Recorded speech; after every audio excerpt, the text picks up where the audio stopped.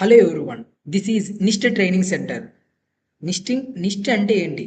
National institute of secondary steel technology.